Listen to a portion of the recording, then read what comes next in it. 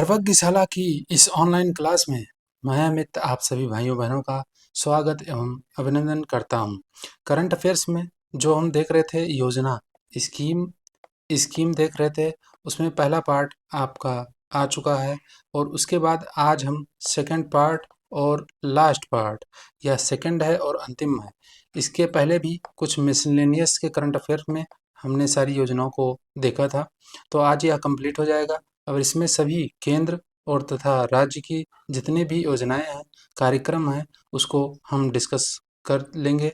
और यह क्लास बहुत ही महत्वपूर्ण है, क्योंकि आपको पता ही है स्कीम जो गवर्नमेंट स्कीम होती हैं उनका वेटेज और उनकी इम्पोर्टेंस क्या है आप भलीभांति जानते होंगे।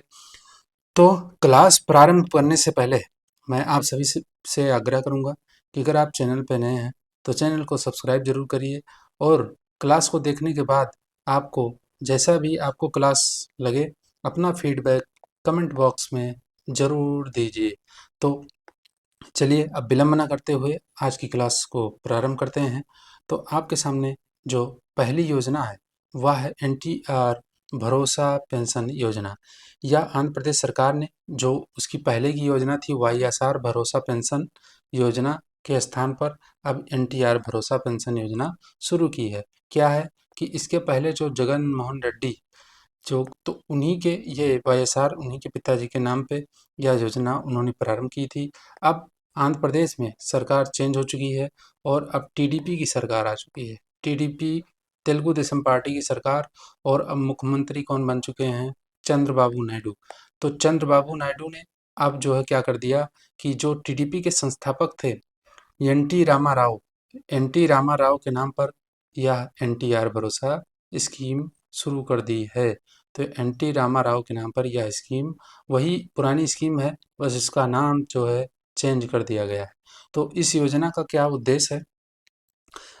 इसमें जो है विभिन्न वर्गों के बीच जो पेंशन की बढ़ी हुई राशि है उसको वितरित करना है। पेंशन की जो राशि दी जाती थी वह बढ़ाई गई है और अब इसका नाम चेंज कर दिया गया है।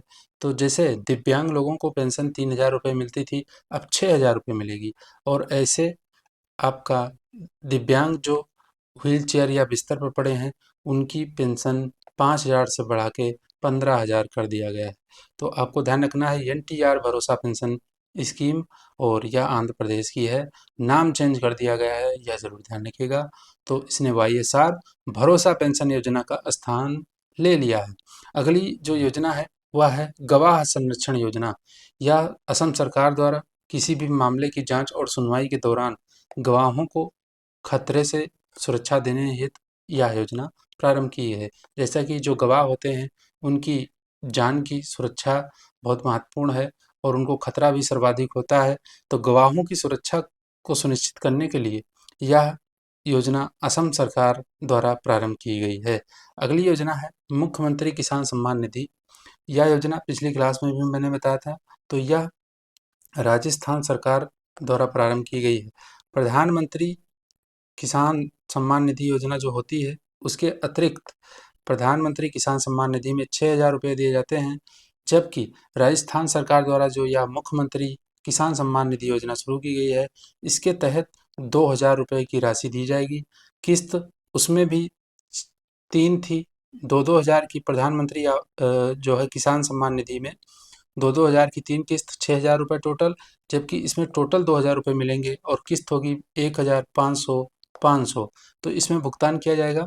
और यह स्कीम जो है भजन लाल शर्मा ने टोंक जिले से इसको प्रारंभ किया है। तो यह भी पूछा जा सकता है कि किस जिले से इस स्कीम की शुरुआत की है। तो इम्पॉर्टेंट है, आपको मुख्यमंत्री किसान सम्मान निधि योजना याद रखना है, राशि भी याद रखनी है। इसमें टोटल आप जो है 2,000 रुपये दिया जाएगा 3 किस्तों में 1,500 और 500। अब अगली स्कीम है गृह मंत्रालय द्वारा फॉरेंसिक क्षेत्र में अवसंरचना का विकास करने हेतु इस योजना को मंजूरी दी है। योजना का नाम है national forensic infrastructure enhancement scheme. इसको शॉर्ट में बोलेंगे NFIES। तो यह गृह मंत्रालय ने शुरू की है और इस योजना को जो है 2024-25 से लेके 2028-29 के लिए लागू की जाएगी। तो इसको भी ध्यान रखना है। ईयर भी महत्वपूर्ण है, यह भी आपको ध्यान रखना है। इसके तहत होगा क्या, इसके तहत जो राष्ट्रीय फॉरेंसिक विज्ञान विश्वविद्यालय गांधीनगर है, उसकी शाखाएं भारत में विभिन्न जगहों पर स्थापित की जाएंगी। इसकी शाखाएं दिल्ली में भी हैं और अन्य भारत के जगहों में अब इसकी स्थापना की जाएगी। क्या होगा, फॉरेंसिक लैब्स या फॉरेंसिक जो इंस्टीट्यूट हैं जितने ही होंगे, उतने क्या होगा कि आपको भारत देश में जो क्राइम है, क्राइम की जांच में या फॉरेंसिक लैब्स या फॉरेंसिक्स जो इंस्टीट्यूट्स हैं, यह बहुत ही हेल्पफुल होंगे। तो इसके तहत भारत में क्या होगा, सेंट्रल फॉरेंसिक साइंस लेबोरेटरीज भी खोली जाएंगी। तो यह आपको ध्यान रखना है। और ये जो NFSU है, यानी आपका national forensic science university Gandhinagar, इसका जो है सब पहला पहला ओवरसीज कैंपस पिछले वर्ष युगांडा में खोला गया था। तो यह भी बहुत ही महत्वपूर्ण है कि जो राष्ट्रीय फॉरेंसिक विज्ञान विश्वविद्यालय गांधीनगर है, इसकी एक शाखा या कैंपस बोलिए, तो इसकी पहली शाखा या कैंपस जो भारत से बाहर स्थापित हुई है, वह युगांडा में हुई है। युगांडा युगांडा में इसकी स्थापना की गई है। तो यह भी आपको ध्यान रखना है, बहुत ही महत्वपूर्ण है। और अब इस योजना पे जो आपकी NFIS स्कीम है, इसके अंतर्गत टोटल 2254.43 करोड़ रुपए का खर्चा किया जाएगा। और कब से कब तक चलेगी, 2024 से 2029 के मध्य यह योजना लागू की जाएगी। गृह मंत्रालय की योजना है, आपको अच्छे से ध्यान रखना है। अगली स्कीम है स्वच्छ भारत मिशन शहरी। यह तो पहले से ही चली आ रही है, लेकिन इस मिशन के तहत अभी क्या किया गया, हाल ही में भारी वर्षा से उत्पन्न चुनौतियों से निपटने के लिए, जैसे भारी वर्षा से उत्पन्न चुनौतियां क्या होंगी, जैसे जितनी भी पानी का जमाव होगा, तो मच्छर के लार्वा उत्पन्न यानी मच्छरों की प्रजातियां वहाँ पे बहुत ज़्यादा बढ़ जाएंगी, जनसंख्या उनकी बढ़ जाएगी। और भी तमाम संक्रामक रोग होते हैं, बरसात के मौसम में वैसे ही रोगों की भरमार हो जाती है। तो वर्षा जब ज़्यादा होगी, पानी का ठहराव होगा और वहाँ पे आपका तमाम सारी समस्या उत्पन्न हो सकती है। उसी की दृष्टिगत यह जो है सफाई अपनाओ बीमारी भगाओ पहल शुरू की गई है। स्वच्छ भारत मिशन शहरी के तहत, शहरी 2.0 के तहत इसको लागू किया गया है, यह अभियान चलाया गया है। और स्वच्छ भारत मिशन जो है शहरी 2.1 2021 में शुरू किया गया था, जो 2025-26 तक चलेगा। तो स्वच्छ भारत मिशन शहरी 2.0 2021 में प्रारंभ हुआ और 2025-26 तक इसको संचालित किया जा रहा है। उसी के तहत यह सफाई अपनाओ बीमारी भगाओ पहल शुरू की गई है। अब अगला अगली जो स्कीम है, वह है डिजिटल स्वास्थ्य प्रोत्साहन योजना। यह 1 जनवरी 2023 को राष्ट्रीय स्वास्थ्य प्राधिकरण द्वारा प्रारंभ की गई थी और इसके तहत अस्पतालों को डिजिटल स्वास्थ्य रिकॉर्ड बनाने के लिए प्रेरित किया जाता है। प्रत्येक डिजिटल रिकॉर्ड पर 20 रुपये दिया जाता है। तो अभी क्या हुआ है, हाल में इस योजना को 30 जून 2025 तक के लिए बढ़ा दिया गया है। तो करंट अफेयर में यही चर्चा है। योजना पुरानी है, 2023 में आई थी, लेकिन अभी इसको जून में इसकी जो कार्यकाल है इसका विस्तार विस्तार कर दिया गया है। अब यह लागू होगी 30 जून 2025 तक। तो इसको बहुत ही महत्वपूर्ण है, ध्यान रखिएगा। पूछा जा सकता है डिजिटल स्वास्थ्य प्रोत्साहन योजना कब तक के लिए बढ़ा दी गई है। और इसमें क्या होता है कि जो अस्पताल हैं, जो हेल्थ इंस्टीट्यूट हैं, उनको क्या प्रोत्साहन दिया जाता है कि वो डिजिटल रिकॉर्ड आप जानते होंगे, जैसा कि जो प्रधानमंत्री ये आयुष भारत डिजिटल मिशन चलता है। आयुष भारत डिजिटल मिशन जो चल रहा है 2021 से, उसमें क्या किया जाता है, उसमें आपका हेल्थ रिकॉर्ड रखा जाता है डिजिटली फॉर्म में। और हेल्थ रिकॉर्ड रखने के लिए आपको एक आभा आईडी यानी आयुष्मान भारत डिजिटल मिशन, ये आपका आईडी दी जाती है। और यह 14 अंकों की आईडी होती है। 14 अंकों का जो है आपका आईडी होती है। आभा आयुष्मान भारत जो है हेल्थ अकाउंट बनता है, अकाउंट आभा आईडी, जिसको बोलते हैं Ayushman Bharat health account ID. तो इसमें 14 अंकों का डिजिट का जो है आपका अकाउंट बनाया जाता है, उसी में सारे हेल्थ रिकॉर्ड रखे जाते हैं। और आभा आईडी सर्वाधिक सर्वाधिक बनाने वाला आपका उत्तर प्रदेश राज्य है, यह भी ध्यान रखिएगा। उत्तर प्रदेश ने सर्वाधिक आभा आईडी बनाई है, यह रिकॉर्ड भी उत्तर प्रदेश के नाम है। फिर पढ़ते हैं अगले पॉइंट पर। अगला है पीएम श्री पर्यटन वायु सेवा। यह मध्य प्रदेश सरकार द्वारा पर्यटन को बढ़ाने के लिए यह कार्यक्रम शुरू किया गया है। और इसमें क्या, इसके तहत अंतर राज्य हवाई सेवा, यानी राज्य के अंदर ही इसमें लगभग 8-9 शहर हैं, इसमें शामिल हैं। और राज्य के अंदर विभिन्न शहरों को, जो महत्वपूर्ण शहर हैं, जो पर्यटन की दृष्टि से बहुत ही इम्पोर्टेंट हैं मध्य प्रदेश में, उनको आपस में कनेक्टिविटी दी जाएगी। तो इसके तहत 6 सीट वाले हेलीकॉप्टर को जो है चलाया जाएगा और या वायु सेवा होगी। तो इस योजना के तहत जो पहली उड़ान हुई वह भोपाल से जबलपुर तक हुई है। तो आपको ध्यान रखना है, पीएम श्री पर्यटन वायु सेवा मध्य प्रदेश सरकार द्वारा संचालित की गई है, शुरू की गई है। अगला जो कार्यक्रम है वह है प्री इंक्यूबेशन एंटरप्रेन्योरशिप विकास कार्यक्रम। प्रारंभिक चरण के जैसे अंतरिक्ष स्टार्टअप हैं, जो अभी अपना अपना कंपनी शुरू किए हैं, या जिनका अभी प्रारंभिक चरण है, जो बिल्कुल नए नए हैं, उनको मदद करने के लिए भारतीय राष्ट्रीय अंतरिक्ष संवर्धन प्राधिकरण केंद्र यानी इन स्पेस ने यह कार्यक्रम शुरू किया है। तो बस आपको ध्यान रखना है, इस कार्यक्रम को शुरू किसने किया है और किस लिए शुरू किया है। तो जो अंतरिक्ष स्टार्टअप हैं, जो अभी नए नए हैं, उनको सपोर्ट करने के लिए यह कार्यक्रम शुरू किया गया है। और यह जो कार्यक्रम है वह 21 महीने तक चलेगा, 21 महीने तक। और इसका जो इन स्पेस का हेडक्वार्टर है वह है अहमदाबाद में, और यह 2020 में बना था। अहमदाबाद में है, 2020 में इसकी स्थापना की गई थी।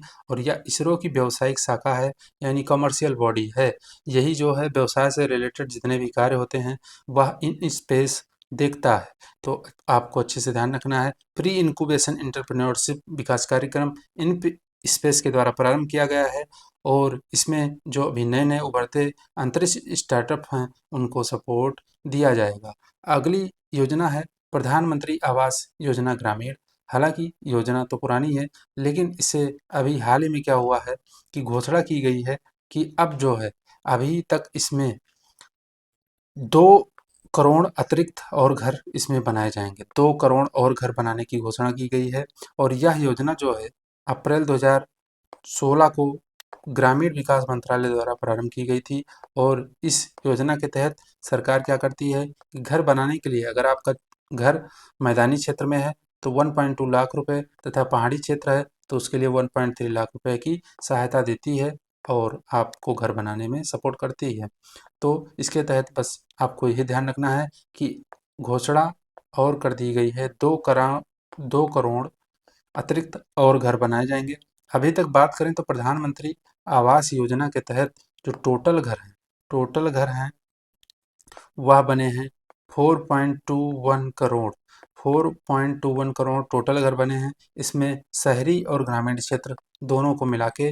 और अगर बात करें, 2 करोड़ अतिरिक्त ग्रामीण क्षेत्र में बनाए जाएंगे, और 1 करोड़ और बनाने की घोषणा की गई है शहरी क्षेत्रों में। यानी शहरी क्षेत्रों में 1 करोड़ और घर बनाए जाएंगे, और जबकि ग्रामीण क्षेत्रों में 2 करोड़ और घर बनाने की जो है घोषणा की गई है। तो आपको ध्यान रखना है, अब तक 4.21 करोड़ घर बन चुके हैं। और प्रधानमंत्री आवास योजना जो अर्बन आई थी, अर्बन 2015 में आई थी। और जो रूरल आई थी, रूरल 16 में आई रूरल, और 2015 में आई थी अर्बन। अर्बन जो है वह आपका आवास एवं शहरी विकास मंत्रालय द्वारा चलाया जाता है, जबकि जो रूरल वाली है वह ग्रामीण विकास मंत्रालय द्वारा चलाई जाती है। तो इसको आपको ध्यान रखना है, अर्बन में 1 करोड़ और भी बनाए जाएंगे। तो आपको अच्छे से ध्यान रखना है। अब बढ़ते हैं आगे। आगे है मन्नुयूर काथू मन्नुयूर कपोम योजना। यह तमिलनाडु सरकार द्वारा सतत कृषि को बढ़ावा देने हेतु यह योजना प्रारंभ की गई है। तो मन्यूर काथू मन्नुयूर कपोम योजना, तमिलनाडु सरकार इसके तहत आपको हरित खाद के प्रयोग को प्रोत्साहित देगी, मतलब प्रोत्साहन देगी। आप हरित खाद यानी ग्रीन मैन्योर का प्रयोग करें। अब अगली योजना है मुख्यमंत्री निजुत मोइना योजना। यह असम राज्य द्वारा लड़कियों को सशक्त बनाने हेतु यह योजना प्रारंभ की गई है। और इस योजना के तहत लड़कियों को जैसे हायर सेकेंडरी में 1,000 रुपये प्रति माह, स्नातक में 1,200 प्रति माह तथा परास्नातक या बीएड में 2,500 रुपये प्रति माह की राशि सहायता दी जाएगी। मुख्यमंत्री निजित मोइना योजना, यह आपको अच्छे से ध्यान रखना है। अगला है स्कूल ऑन व्हील्स कार्यक्रम, बहुत ही महत्वपूर्ण है, ध्यान रखिएगा। ये सारे जितने भी योजनाएं हैं, कार्यक्रम बहुत ही महत्वपूर्ण हैं, तो आपको बहुत अच्छे से, बहुत ही पूर्ण मनोयोग से देखना है क्लास को। तो यह मणिपुर में जो राहत शिविरों में रह रहे बच्चों को शिक्षा देने के लिए यह कार्यक्रम शुरू किया गया है। क्या हुआ आपको पता ही होगा, मणिपुर में काफ़ी दिनों तक हिंसा चली मैतेई और कुकी समुदाय के बीच। क्योंकि क्या हुआ था कि मैतेई समुदाय तथा कुकी समुदायों में बहुत लंबी हिंसा हुई, क्योंकि मैतेई समुदाय को एसटी का शेड्यूल्ड ट्राइब का दर्जा दिया गया था, जिससे कुकी जनजातियां उसका विरोध करने लगी और हिंसा भड़क गई, काफ़ी दिनों तक चली। तो जब हिंसा चल रही थी तो उसमें बहुत सारे लोग प्रभावित हुए। तो जो राहत शिविरों में, सरकार के राहत शिविरों में बच्चे थे, वहाँ पे रह रहे थे, तो उनको यह शिक्षा देने हेतु स्कूल ऑन व्हील्स कार्यक्रम शुरू किया गया। व्हील्स का मतलब है गाड़ी के माध्यम से, गाड़ी में लाइब्रेरी की सुविधा तथा खेल की सामग्री आदि थी और उसी के माध्यम से बच्चों को शिक्षा प्रदान की गई। इसी तरह की एक योजना आपको ध्यान रखना है, एक कार्यक्रम वह भी है स्कूल इन बॉक्स। स्कूल इन बॉक्स, यह जो था, यह असम सरकार द्वारा प्रारंभ किया गया था। जो बाढ़ या भूस्खलन आदि से जो प्रभावित हैं, बेघर हो गए हैं, परिवार से दूर हो गए हैं, उनको बच्चों को शिक्षा देने के लिए यह स्कूल ऑन बॉक्स भी कार्यक्रम असम सरकार द्वारा प्रारंभ किया गया था, इसको भी ध्यान रखना है। तो मणिपुर स्कूल ऑन व्हील्स, जबकि स्कूल इन बॉक्स असम सरकार द्वारा शुरू किया गया था। अगला है मेट्स कार्यक्रम। मेट्स कार्यक्रम ऑस्ट्रेलिया और भारत के नागरिकों के लिए मेट्स का फुल फॉर्म है mobility arrangement for talented early professionals. इसकी कार्यक्रम को शुरू करने की घोषणा की है भारत, ऑस्ट्रेलिया ने शुरू की गई है और भारत के नागरिकों के लिए शुरू की गई है। तो इसके तहत क्या किया जाएगा, 18 से 30 वर्ष की आयु के स्नातक आदि जो है ऑस्ट्रेलिया में 2 वर्ष तक कार्य कर सकते हैं। इसके लिए 3,000 लोगों को काम करने का वीजा प्रदान किया जाएगा ऑस्ट्रेलिया द्वारा। और यह कार्यक्रम जो है अभी लागू नहीं हुआ है, 1 नवंबर 2024 से लागू होगा। इसी तरह का जो यूनाइटेड किंगडम है, ब्रिटेन, वह भी भारत के लिए, भारत ऐसे नाम है कुछ, इंडिया यंग प्रोफेशनल स्कीम इसी प्रकार की स्कीम है, जिसमें यूके और इंडिया के जो प्रोफेशनल्स हैं वह आपस में इंटरचेंज करेंगे, यानी वो वहाँ जा सकते हैं, यूके वाले यहाँ आ सकते हैं और यहाँ पे काम कर सकते हैं। इसमें भी ऐसा ही कार्यक्रम कुछ मिलता जुलता है। अगला है स्टार्ट कार्यक्रम। यह इसरो ने 2023 में यह कार्यक्रम प्रारंभ किया था और इसके तहत पोस्ट ग्रेजुएट तथा ग्रेजुएशन के फाइनल वर्ष के छात्रों को अंतरिक्ष प्रौद्योगिकी में ऑनलाइन प्रशिक्षण कोर्स कराया जाता है। और अभी क्या हुआ है, यह जो कार्यक्रम है इसका संचालन इसरो भारतीय रिमोट सेंसिंग संस्थान के साथ मिलकर करता है। हाल में क्या किया गया, इस कार्यक्रम के लिए नोडल केंद्र के रूप में गुजरात विज्ञान और प्रौद्योगिकी परिषद को चुना गया है। तो स्टार्ट कार्यक्रम को आपको ध्यान रखना है। इसका नोडल जो एजेंसी है, नोडल एजेंसी, उसको अभी हाल में गुजरात विज्ञान और प्रौद्योगिकी परिषद को चुना गया है। अच्छे से आपको ध्यान रखना है, महत्वपूर्ण है। बढ़ते हैं आगे। अगली योजना है मुख्यमंत्री सार्वभौमिक बीमा योजना। मुख्यमंत्री सार्वभौमिक बीमा योजना नागालैंड सरकार द्वारा योजना शुरू की गई है और इस योजना के तहत प्रीमियम का जितना भी पैसा होगा वह सरकार पे करेगी। और अगर परिवार के कमाने वाले की किसी की जो है, जो परिवार का खर्चा चलाता है, परिवार में कमाता है, अगर उसकी मृत्यु हो जाती है, असामयिक मृत्यु हो जाती है या दुर्घटना भी हो जाती है, तो उसे 2 लाख रुपए तक का बीमा कवर दिया जाएगा। मुख्यमंत्री सार्वभौमिक बीमा योजना नागालैंड सरकार द्वारा प्रारंभ की गई है। बहुत ही अच्छे से आपको ध्यान रखना है। और नागालैंड को आपको पता ही होगा, नागालैंड को बागवानी में सर्वश्रेष्ठ राज्य का पुरस्कार भी प्रदान किया गया था। आपको ध्यान रखना है। सिक्किम जो है पर्यटक वाहनों में कचरा बैग अनिवार्य कर दिया है। मेघालय ने ओटीटी प्लेटफॉर्म लॉन्च किया था, जो पूर्वोत्तर का पहला राज्य था। उसको भी ध्यान रखना, अपना पहला ओटीटी लॉन्च किया था मेघालय ने। तो यह सब आपको ध्यान रखना है। केरल के बाद जो है भारत का दूसरा राज्य था। राष्ट्रीय ई विधान एप्लीकेशन नेवा नेवा बोलते हैं, यह केंद्र प्रायोजित योजना है और जिसमें केंद्र के वित्त पोषण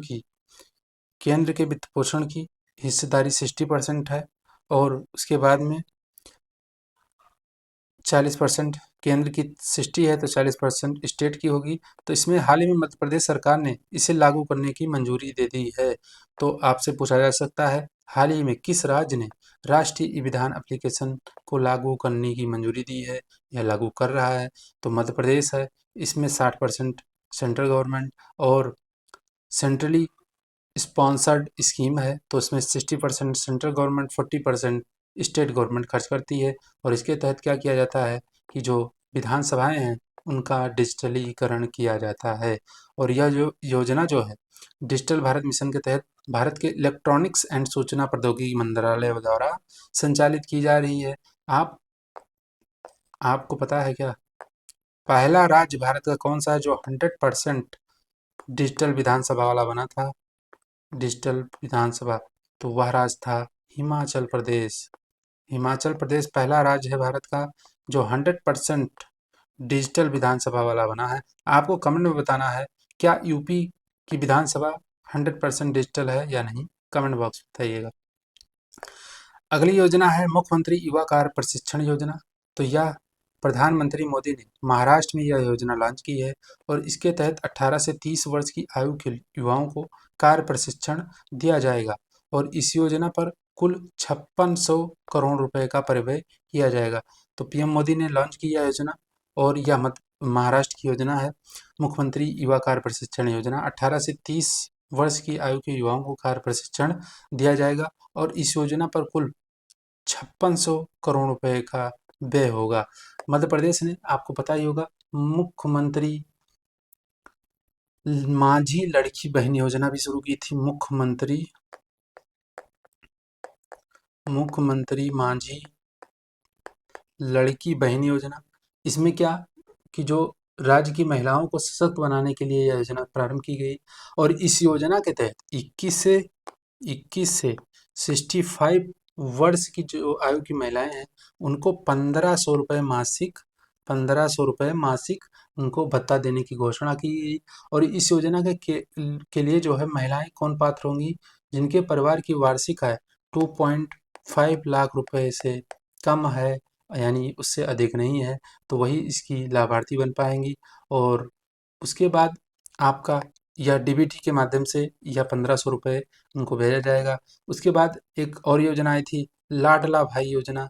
यह भी महाराष्ट्र सरकार ने प्रारंभ की थी और इसके तहत क्या किया जाएगा कि लाडला भाई योजना में क्या उन युवाओं के लिए है जो 12वीं क्लास पास कर चुके हैं, 12वीं क्लास।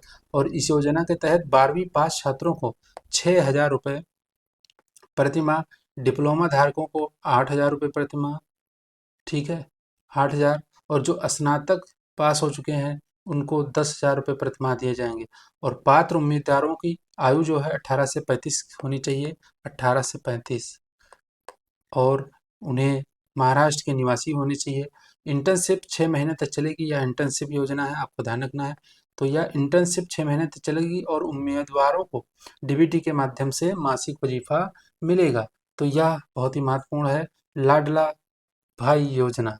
या जो है उद्देश्य इसका क्या है कि कुशल कार्यबल तैयार करना। तो इसको कौशल प्रशिक्षण प्रदान करने के लिए ये योजना थी और इसके तहत आपको पता, मैंने बता दिया कि अगर 12वीं पास है तो 6000 रुपये, 6000 रुपये। और अगर डिप्लोमा धारक है तो 8000 रुपये। और अगर स्नातक उत्तीर्ण है तो उसे आपका 10,000 रुपये, 10,000 रुपये दिए जाएंगे।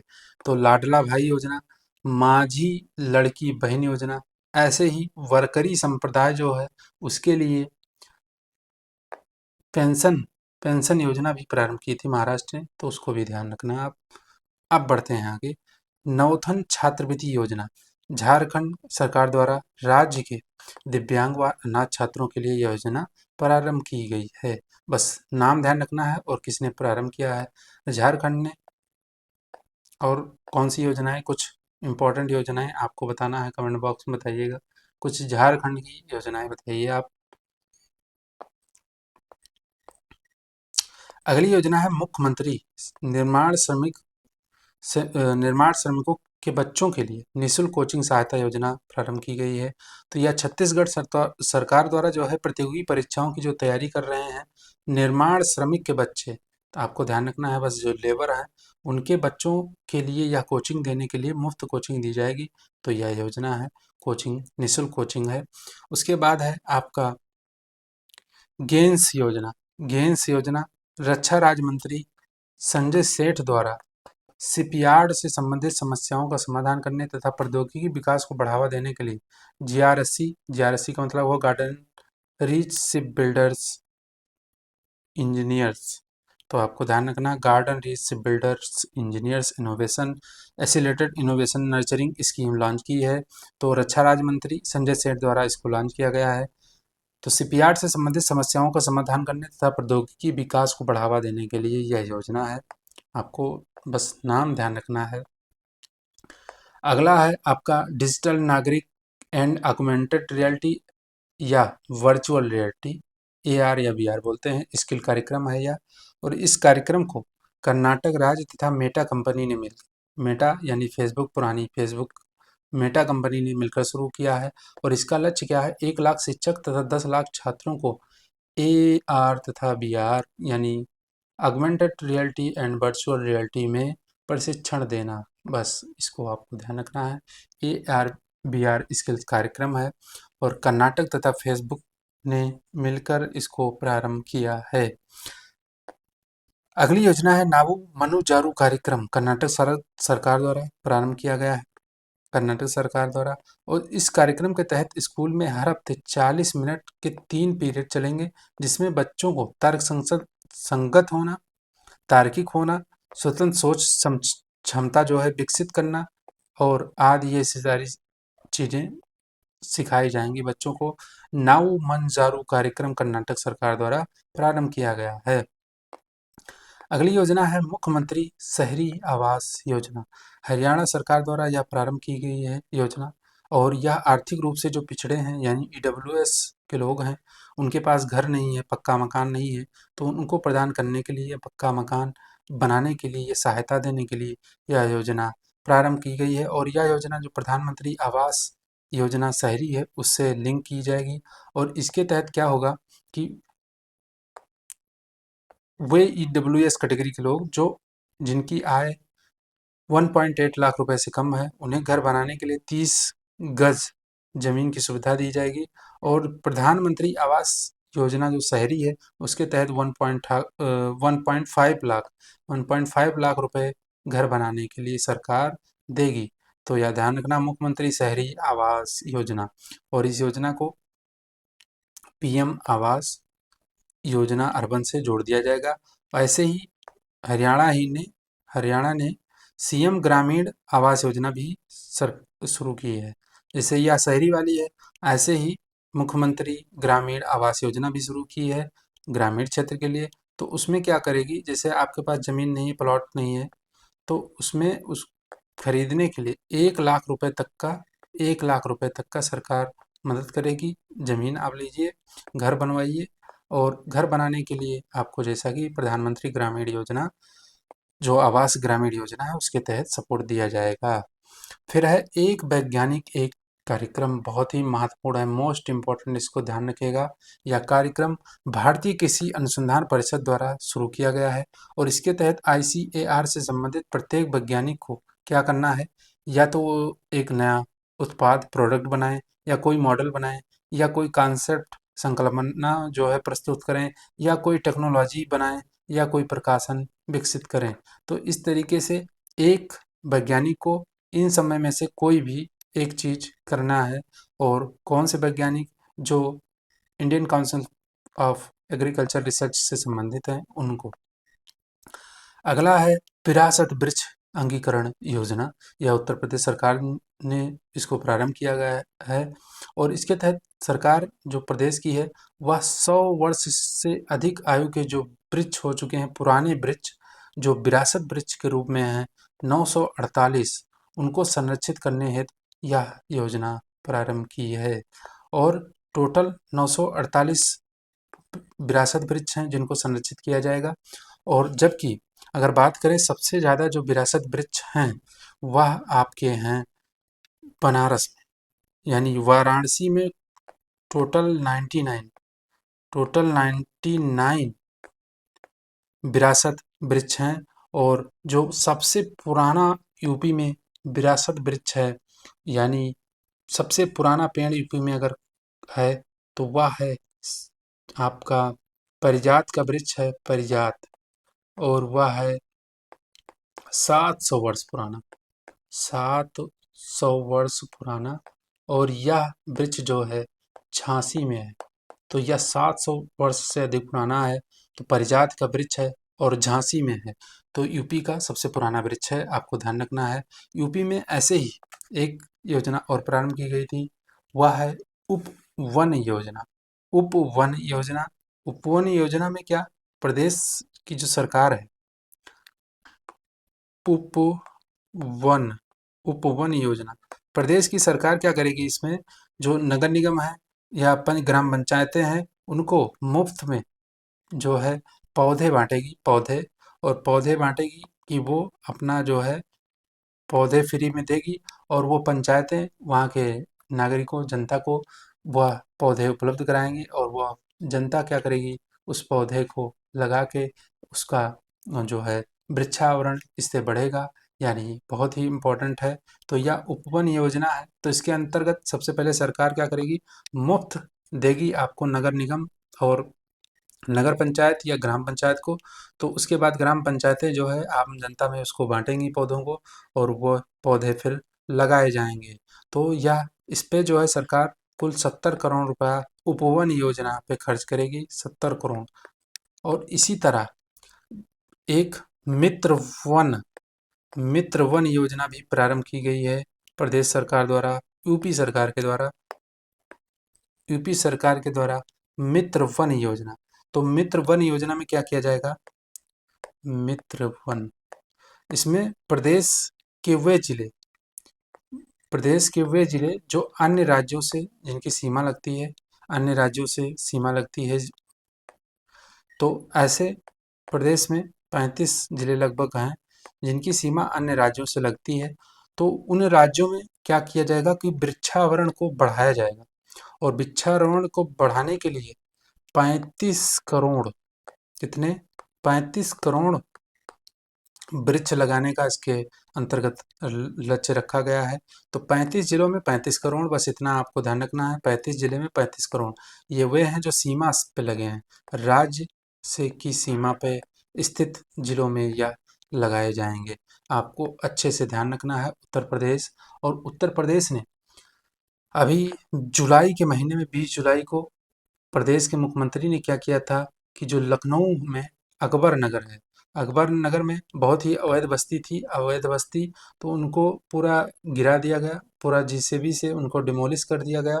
तो अकबर नगर की बस्ती को डिमोलिश करके बिल्कुल समतल कर दिया गया है, और वहीं पे मुख्यमंत्री जी ने हरिशंकरी का पौधा लगाया, हरिशंकरी का एक पौधा वहाँ पे प्लांट किया, और वहीं से एक अभियान प्रारंभ कर दिया, जो जिसका अभियान का नाम आपको ध्यान रखना है, पेड़ लगाओ, पेड़ लगाओ, पेड़ बचाओ जन अभियान। पेड़ लगाओ, पेड़ बचाओ जन अभियान। यह योगी जी ने कहाँ से, लखनऊ में अकबर नगर में इसको प्रारंभ किया, इस अभियान को। और यह अभियान मोदी जी ने जो पर्यावरण दिवस पे मोदी जी ने शुरू किया था, एक पेड़ माँ के नाम, मोदी जी ने कहा था एक पेड़ माँ के नाम, तो उसी के अनुरूप, उसी के पहल के अंतर्गत इसको शुरू किया है योगी जी ने।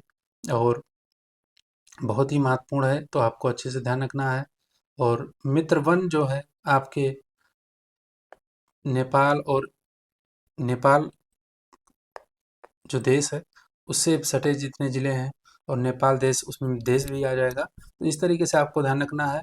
और मित्र वन के तहत, जो मित्र वन योजना है उसके तहत क्या होगा कि वृक्षावरण रोपण जो अभियान चलेगा, तो प्रत्येक जिले को क्या, मित्र वन के अलावा शक्ति वन, युवा वन और बाल वन जैसे विशिष्ट वन विकसित करने के लिए भी निर्देश दिए हैं। तो मित्र वन तो आपको ध्यान रखना है। उसके बाद आपका शक्ति वन और युवा वन, शक्ति वन, युवा वन,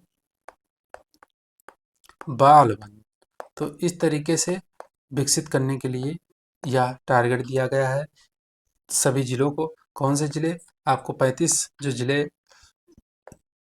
जिले जो सटे हैं अन्य राज्यों से, और नेपाल से सटे भी राज्यों से, तो एक देश, बाकी अदर स्टेट से सटे जो जिले हैं।